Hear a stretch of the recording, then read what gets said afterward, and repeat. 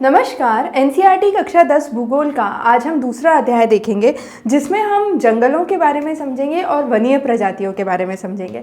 तो सबसे पहले बात करते हैं कि जो जैविक विविधता हमने अभी तक समझी है उस जैविक विविधता में क्या चीज़ सबसे महत्वपूर्ण है।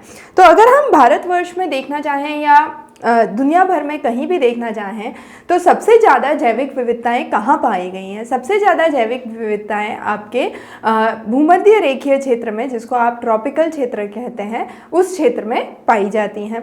तो ये क्षेत्र मुख्यतः जीव जंतुओं में बहुत ज़्यादा डाइवर्सिटी रखने वाला क्षेत्र है। बहुत सारे यहाँ पर अलग अलग तरीके के पशु पक्षी और फॉर्म्स देखे गए हैं और विश्व के सबसे अच्छे जैविक विविधता का क्षेत्र ये बनता है। भारत में अगर देखा जाए तो 8% जो विश्व भर की प्रजातियां हैं वो पाई गई हैं। अब विश्व भर की प्रजातियों का अगर अनुमान लगाया जाए तो उसमें से पेड़ पौधों की लगभग 47,000 स्पीशीज़ या प्रजातियां भारत में पाई गई हैं, जिसमें से 15,000 पुष्प देने वाले वनस्पति हैं और 10% जो है वो जंगली वनस्पति पाई गई है, जो कि अब थ्रेटेंड है और ये डर माना जाता है कि धीरे धीरे ये विलुप्त हो सकती हैं। दूसरी तरफ जो जीव जंतु है उसमें 81,000 प्रजातियां पाई गई हैं भारत में। 20% जो है वो मैमल्स हैं और वो मुख्यतः थ्रेटेंड है। इसके अलावा बहुत सारी बर्ड्स की या पक्षियों की स्पीशीज़ पाई गई है, बहुत सारे जंतुओं की स्पीशीज़ भारत में पाई गई है और काफ़ी सारी स्पीशीज़ अब थ्रेटेंड है। IUCN, जिसको international union for conservation of natural resources भी कहा गया है या नेचर भी कहा गया है, उसमें हम मुख्यतः एक कैटेगराइजेशन देखते हैं। ये कैटेगराइजेशन समझना बहुत ही ज़रूरी है। सभी स्पीशीज़ में से जो इवैल्यूएटेड स्पीशीज़ हैं वो तो आपकी एक कैटेगरी हो गई और जिसके बारे में आपको कोई जानकारी नहीं है वो नॉन इवैल्यूएटेड कैटेगरी में आ गई। अब जिसके बारे में आपको जानकारी है या तो उसके बारे में आपको बहुत जानकारी है या आपके पास डेटा की कमी है, आपके पास आंकड़े नहीं हैं पूरी जानकारी इकट्ठा करने के लिए, तो वो हो गया डेटा डेफिशिएंट। फिर आपका होता है जो जिसमें आपके पास एडिक्वेट डेटा पाया गया है उसमें क्या क्या कैटेगरीज हैं।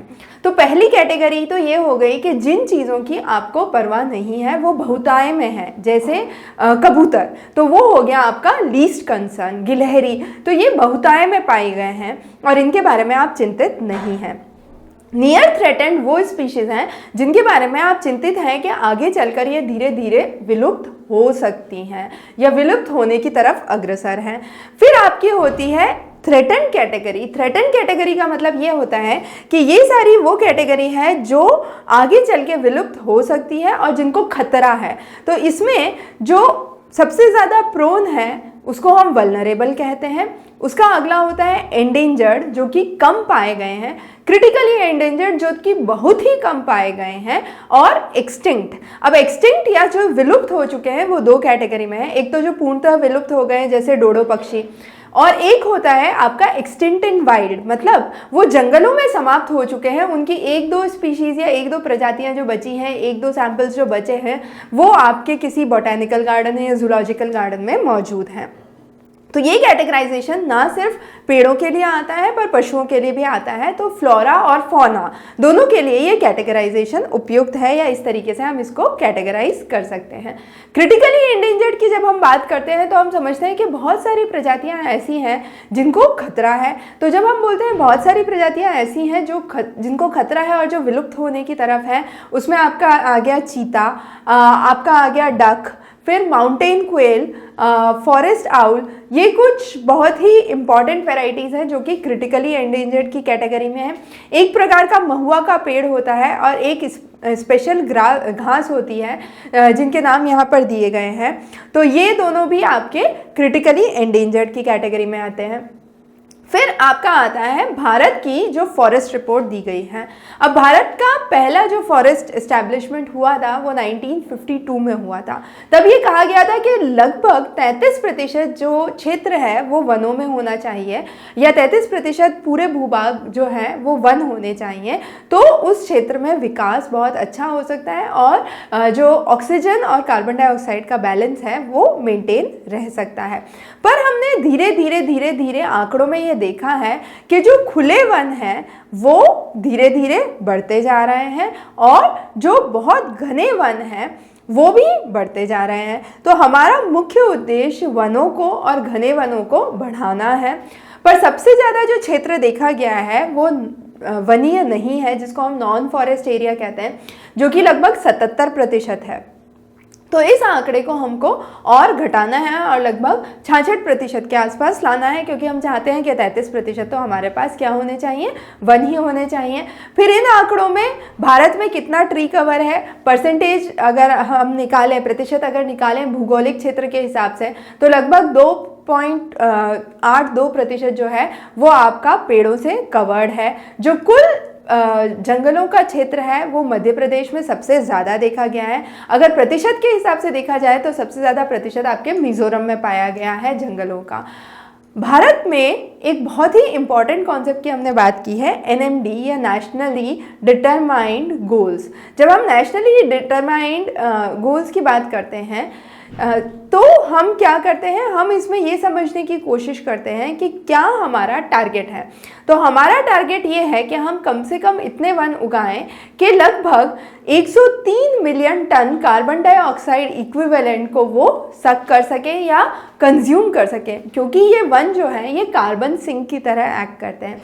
इसका मतलब ये है कि जो ग्लोबल वार्मिंग हो रही है, जो ग्रीन हाउस गैस इफेक्ट हो रहा है, उसकी वजह से जो गैसेस, जो कार्बन का प्रतिशत जो वायुमंडल में बढ़ रहा है, उसको कंट्रोल सबसे अच्छा या तो वन कर सकते हैं या समुद्र कर सकते हैं।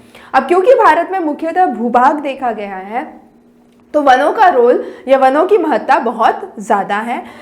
इसलिए हम बोलते हैं कि अगर ज़्यादा वन होंगे तो ज़्यादा कार्बन सिंक होगा और ज़्यादा कार्बन इक्विवेलेंट वो एब्जॉर्ब कर सकते हैं। अगर हम वनीय क्षेत्रों में इम्प्रूवमेंट की बात करें तो हम देख सकते हैं कि तमिलनाडु, जम्मू कश्मीर, उत्तर प्रदेश, केरल और कर्नाटक के क्षेत्र में सबसे ज़्यादा वन पाए गए हैं। अगर हम 2015 और 2013 का रिलेटिव असेसमेंट देखें तो यहाँ पर कुछ आंकड़े आप यहाँ पर देख सकते हैं। जो लाल में है वो ये दर्शाते हैं कि आपका किन किन क्षेत्रों में गेन हुआ है, जो ब्लू में है वो ये दर्शाते हैं कि किन किन क्षेत्रों में कमियाँ की गई है। तो स्टडीज़ ये बोलती हैं कि जो टोटल जंगल के क्षेत्र हैं वो समय के साथ बड़े हैं और जो नॉन फॉरेस्ट एरिया है वो धीरे धीरे कम होने लगा है, जो कि एक बहुत अच्छा संकेत माना गया है कार्बन इक्विवेलेंट को समझने के लिए। अगर हम अलग अलग स्पीशीज़ की बात करें तो यहाँ पर हमारे पास लिस्ट है। अब ये लिस्ट आपको ऐसा का ऐसा पता होना चाहिए, याद होना चाहिए, क्योंकि कई बार सिर्फ यही क्वेश्चन आता है कौन सी स्पीशीज़ एंडेमिक है। एंडेमिक का मतलब ये होता है कि वो सिर्फ एक स्थान में पाई जाती है। जैसे टील जो है वो सिर्फ अंडमान में पाई जाएगी। एक निकोबार पिजन करके आती है, वो सिर्फ अंडमान निकोबार के भी निकोबार द्वीप पे पाई जाएगी। अंडमान में जंगली सुअर पाए जाते हैं। इसी तरीके से मिथुन जो है वो अरुणाचल प्रदेश में पाया जाता है। तो ये अलग अलग जानवर हैं जो उस जगह के लिए स्पेसिफिक हैं और विश्व भर में और कहीं भी नहीं देखे जाते, इसलिए इनको एंडेमिक कहा जाता है। दूसरी तरफ होते हैं रेयर, मतलब जो कि बहुत कम मात्रा में या कम संख्या में देखे गए हैं, जैसे वाइल्ड एशियाटिक बफेलो, आपका डेजर्ट फॉक्स हुआ, हॉर्नबिल हुआ। एक्सटिंक्ट वो हैं जो पूर्णतः समाप्त हो गए हैं। जैसे एशियाटिक चीता जो है उसको कहा जाता है कि विश्व का सबसे तेज दौड़ने वाला मैमल है, पर अब ये समाप्त माना गया है। 1952 में ऐसा रिपोर्ट आई थी कि ये एक्सटिंक्ट हो चुका है। हिमालयन यू जो है उससे टेक्सॉल मिलते हैं जो कि मेडिसिनल पर्पसेस के लिए काम में आते हैं। इसको एक एंटी कैंसर ड्रग भी माना गया है, पर अब ये धीरे धीरे थ्रेटन हो रहा है और ये एक्सटिंक्ट की तरफ या इंडेंजर्ड होने की तरफ जा रहा है। तो ये कुछ इंपॉर्टेंट कैटेगराइजेशंस हैं जो कि आपको पता होने चाहिए।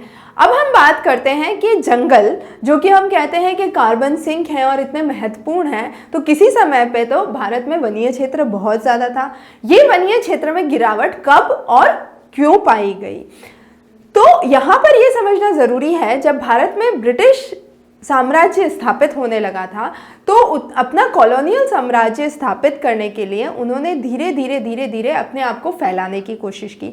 और जब उनका ये मानना हुआ कि हमें पूरे राष्ट्र पर कब्जा करना है तो वो जंगलों को काटते चले गए। वहाँ से उन्होंने रेलवे ट्रैक बिछाना शुरू की, रोडवेज ले जाना शुरू किया, ताकि वो उस क्षेत्र में डेवलपमेंट या विकास ला सकें और विकास के साथ साथ वहाँ के संसाधनों को सबसे अच्छे तरीके से काम में ले सकें। इसी को ध्यान में रखते हुए प्लांटेशन खेती की शुरुआत हुई।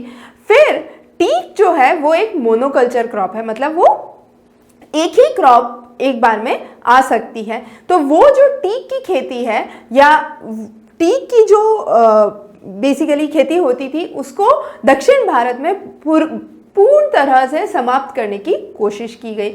इसी तरीके से उत्तरी भारत में चीड़ की खेती, जो पाइन के पेड़ होते थे या जो ओक के पेड़ होते थे, उनको काफ़ी नुकसान पहुंचाया गया। अलग अलग डेवलपमेंट प्रोजेक्ट्स आए। बाद में जब भारत आज़ाद हुआ, स्वतंत्रता के बाद हमने रिवर वैली प्रोजेक्ट्स लाने की बात की।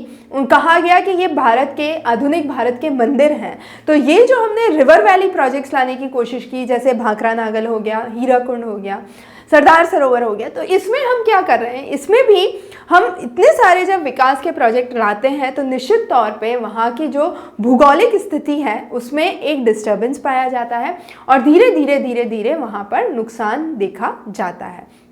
बहुत सारे माइनिंग के क्षेत्र देखे गए हैं, जैसे बक्सा का जो टाइगर रिजर्व है वो सिर्फ खनन की वजह से धीरे धीरे खत्म होने लगा, क्योंकि वहाँ पर डोलोमाइट का खनन किया जाने लगा। बहुत सारे लोग जंगलों को काटने लगे क्योंकि उन्हें खाना बनाने के लिए लकड़ी चाहिए थी। बहुत सारे जो लोग थे वो अपने मवेशियों को वहाँ चराने ले गए, तो चारागाह की तरह ये बनने लग गए और धीरे धीरे जंगलों में घास खत्म होने लग गई। जो वहाँ की आदिवासी जनसंख्या थी, जो वहाँ की लोकल जनसंख्या थी, उसको धीरे धीरे धीरे धीरे मार्जिनलाइज कर दिया गया। महिलाएं सबसे ज़्यादा प्रभावित हुई और धीरे धीरे हम कहते हैं कि कटाई और जो वनीय क्षेत्रों को नुकसान पहुंचने की गतिविधियां हैं वो बढ़ती चली गई। तो ये जो हमने देखा कि किस तरीके से ब्रिटिश साम्राज्य से ये चीज़ें शुरू हुई। भारत की आज़ादी के बाद परे हमने जब रिवर वैली डेवलपमेंट प्रोजेक्ट्स की बात की तब इनको वापस नुकसान पहुंचा और वनों की कटाई इस तरीके से विकास के साथ साथ बढ़ती चली गई। तो जब निश्चित तौर पे से जंगल कटेंगे तो क्या होगा, जंगल में रहने वाले जीव जंतु भी धीरे धीरे विलुप्त होने लगेंगे। तो जो IUCN का क्लासिफिकेशन है, जो रेड डेटा लिस्ट हम निकालते हैं, वो इसीलिए महत्वपूर्ण है क्योंकि ये जो जैविक विविधता है ये जो धीरे धीरे समाप्त हो रही है, इसके बहुत सारे कारण हैं। पहला तो जंगलों का कटना, उनका घर समाप्त होना, शिकार किया जाना, जंगलों में आग लगना, जनसंख्या में वृद्धि पाई जाना और कई सारी चीज़ें जो है वो अनइक्वली डिस्ट्रीब्यूटेड थी, मतलब सभी लोगों को समान तौर से चीज़ें नहीं मिल पा रही हैं। ऐसा माना जाता है कि भारतीयों के वनस्पत अमेरिकी जो है या सोमालियों के वनस्पत अमेरिकन्स को अगर देखा जाए तो वो 40% ज़्यादा कंजम्पशन करते हैं और सिमिलरली भारत की स्टडीज़ के प्रतिशत वो 20 गुना ज़्यादा कंजम्पशन करते हैं। तो जब हम बोलते हैं कि एक देश के लोग और दूसरे देश के लोगों के बीच में इतना ज़्यादा अंतर है, 40 गुना या 20 गुना का अंतर पाया गया है कंजम्पशन पैटर्न्स में, तो निश्चित तौर पे हम वहाँ पर ये मानते हैं कि जो भी संसाधन विश्व भर में हैं वो समान रूप से वितरित नहीं है। तो वितरण का एक बहुत ही बड़ा इशू है जो हमें टैकल करना होगा। इसी के साथ संरक्षण भी इन जगहों का ज़रूरी है। तो जितनी भी जैविक विविधता है, चाहे वो पानी से रिलेटेड हो, हवा से रिलेटेड हो, मिट्टी से रिलेटेड हो, सबको प्रिजर्व करना ज़रूरी है। जो भारतीय जीव जंतु का प्रोटेक्शन एक्ट लाया गया है, Indian wild life protection act 1972, उसमें एंडेंजर्ड स्पीशीज़ की बात की गई है। तो एंडेंजर्ड स्पीशीज़ को कैसे प्रोटेक्ट किया जाए, कैसे नेशनल पार्क्स और सेंचुरीज़ की स्थापना की गई, बायोस्फीयर रिजर्व्स लाए गए, बहुत सारे इंडिविजुअल प्रोजेक्ट्स चलाए गए, जैसे प्रोजेक्ट टाइगर हो गया, आपका प्रोजेक्ट क्रोकोडाइल हो गया, कश्मीरी स्टैग के प्रोटेक्शन के लिए प्रोजेक्ट लाया गया, गिर लॉयंस को प्रोटेक्ट करने के लिए प्रोजेक्ट लाया गया। तो ये सारे अलग अलग प्रोजेक्ट्स का उद्देश्य ये था कि जो ये जीव जंतु हैं, जो वन्य जीव हैं, इनको अच्छे से अच्छा संरक्षण मिल सके। वाइल्ड लाइफ एक्ट 1980 और 86 के तहत बहुत सारी प्रोटेक्टेड स्पीशीज़ को लाया गया और पहली बार ऐसा माना गया था कि जो अलग अलग स्पीशीज़ हैं उसमें पौधों को ऐड किया जाएगा। अब प्रोजेक्ट टाइगर की ही अगर हम बात करें तो स्टैटिस्टिक्स ऐसा कहती है कि बहुत पहले 1995 में लगभग 4200 टाइगर्स थे, जिनकी जनसंख्या 2016 तक 2500 हो गई। हालांकि 2014 से 2016 के बीच में इनका काउंट बढ़ा पाया गया था, पर फिर भी ओवरऑल अगर हम देखें तो जनसंख्या बहुत ही मेजर रूप से गिरी है। अब अगर आप मानिए कि फूड चेन में एक एलिमेंट की जनसंख्या बहुत कम हो जाएगी तो उसके नीचे जैसे हिरण है, उनकी जनसंख्या बहुत ज़्यादा हो जाएगी। अगर हिरण बहुत ज़्यादा हो गए तो निश्चित तौर पे जो वनीय क्षेत्र है उनको खाने के लिए जो घास है उसकी मात्रा बहुत कम हो जाएगी। तो ये पूरा जो हम बोलते हैं जो इकोलॉजिकल सेटअप है या पारिस्थितिकी तंत्र है उसमें एक डिस्टर्बेंस पाया जाएगा। भारत एकमात्र ऐसा देश है जहां पर शेर और चीता दोनों पाए जाते हैं, लॉयन और टाइगर दोनों बहुत मात्रा में पाए जाते हैं। और अगर आप इस ग्राफ में ध्यान से देखेंगे तो सभी राष्ट्रों के कंपैरेटिव भारत ही एकमात्र ऐसा राष्ट्र है जहां पर सबसे ज़्यादा चीते की जनसंख्या पाई गई है। उत्तरांचल में आपका कॉर्बेट नेशनल पार्क है, इसी तरीके से पश्चिम बंगाल में सुंदरबंस है, मध्य प्रदेश में बांधवगढ़ सेंचुरी है, आपके राजस्थान में सरिस्का वाइल्ड लाइफ है, आसाम में मनास टाइगर रिजर्व है, आपके केरल में पेरियार है। तो ये कुछ मेजर टाइगर रिजर्व्स हैं पूरे भारतवर्ष में जो कि बहुत महत्वपूर्ण है और आपको पता होने चाहिए। अब अगर हम जंगलीय क्षेत्रों की बात करें तो वो या तो रिजर्व फॉरेस्ट हो सकते हैं, मतलब 50% से ज़्यादा जो क्षेत्र है वो कंजर्व किया गया है और उसके लिए हम कंसर्न हैं तो उसको परमानेंट फॉरेस्ट ईस्टेट कहा गया है। फिर जो प्रोटेक्टेड फॉरेस्ट है वो लगभग 1/3 है कुल फॉरेस्ट एरिया का और धीरे धीरे ये कम होते जा रहे हैं। जो अनक्लास्ड फॉरेस्ट हैं वो इन दोनों फॉरेस्ट के अलावा जो जितने भी फॉरेस्ट है चाहे वो गवर्नमेंट हो प्राइवेट हो वो है। मध्य प्रदेश में लगभग 75% जो फॉरेस्ट एरिया है वो परमानेंट फॉरेस्ट कवर्स में आता है। बहुत सारे क्षेत्रों में आपके प्रोटेक्टेड फॉरेस्ट की जनसंख्या ज़्यादा है, जैसे आपके बिहार, हरियाणा, पंजाब, हिमाचल प्रदेश, उड़ीसा, राजस्थान। इसी तरीके से रिजर्व फॉरेस्ट आपके मुख्यतः जम्मू कश्मीर, आंध्र प्रदेश, केरल, तमिलनाडु के क्षेत्र में ज़्यादा पाए गए हैं। और वो वन जिनका हम कैटेगराइजेशन नहीं कर सकते, जो अनक्लास्ड वन है, वो मुख्यतः उत्तर पूर्व में और गुजरात के क्षेत्रों में पाए गए हैं। अगर हम संरक्षण की बात करें वनों के, तो जैसे कि हमने प्रोजेक्ट टाइगर की बात की जिसमें अलग अलग टाइगर रिजर्व्स खोले गए भारत भर में, उसी तरीके से खनन गतिविधियों को कंट्रोल में लाना एक बहुत मेजर कदम था। बहुत सारी जगह जो है लोगों ने एक कम्युनिटी बनाई या अपने कुछ खुद के सिद्धांत बनाए जिसके द्वारा शिकार की चीज़ों को रोका जा सके, एनक्रोचमेंट को रोका जा सके और जो वन्य जीव जंतु जिनको नुकसान पहुंच रहा है उनको कंट्रोल किया जा सके। तो सोनचारी, भैरवदेव सोनचारी करके जो थे, उन्होंने लगभग 1200 हेक्टेयर की ज़मीन पर अलवर में 5 गांवों को लेकर अपने रूल्स और रेगुलेशंस बनाने की कोशिश की। इसी तरीके से आपके बिश्नोई आंदोलन चालू हुआ जिसमें पेड़ों को प्रोटेक्ट करने की बात की गई। उत्तर भारत में चिपको आंदोलन चालू हुआ, दक्षिण भारत में अपिको आंदोलन की शुरुआत की गई। तेहरी और नवदयान में आपका बीज बचाओ आंदोलन चालू किया जिसमें ये कहा गया कि जितने भी पेड़ उगाए जाएंगे वो बिना किसी रासायनिक तत्व के उगाए जाएंगे। बहुत सारी जगहों पर जॉइंट फॉरेस्ट मैनेजमेंट की शुरुआत हुई, मुख्यतः उड़ीसा के क्षेत्रों में। जब जॉइंट फॉरेस्ट मैनेजमेंट की बात की गई तो वहाँ पर ये देखा गया कि जो लोकल कम्युनिटी है उसको किस तरीके से रिस्टोर किया जा सकता है और लोकल कम्युनिटी जंगलों को किस तरीके से कटने से रोकने में मदद कर सकती है। तो आम जनसंख्या या आम जनता किस तरीके से मददगार साबित हो सकती है वो यहाँ पर मुख्यतः देखा गया था। बहुत सारे क्षेत्रों में हमने देखा है जो आदिवासी जनजातियां हैं वो अलग अलग पौधों की पूजा करते हैं, जैसे इमली के पेड़ की, आम के पेड़ की, मुख्यतः शादियों के समय पर। फिर जो बिश्नोई हैं वो ग्रुप्स में रहते हैं। काला जो ब्लैक काला हिरण जिसको कहा जाता है या चिंकारा जिसको कहा जाता है, नीलगाय और मोर, ये इनके फेवरेट या सेक्रेड पशु पक्षी माने गए हैं जिनको ये बहुत मानते हैं। इसी तरीके से मुंडास और सांथल जो है वो छोटा नागपुर के क्षेत्र में महुआ और कदम्ब की पूजा करते हैं। तो अलग अलग क्षेत्रों में हमने देखा है कि क्षेत्रीय इफेक्ट अलग अलग होता है और अलग अलग लोग अलग अलग चीज़ों की पूजा करते हैं। तो ये कुछ महत्वपूर्ण चीज़ें थी जो हमने इस अध्याय में समझने की कोशिश की। आगे हम भूगोल के और भी महत्वपूर्ण अध्याय लेके आएंगे, तो आप चैनल पे जुड़े रहिए। बहुत बहुत धन्यवाद।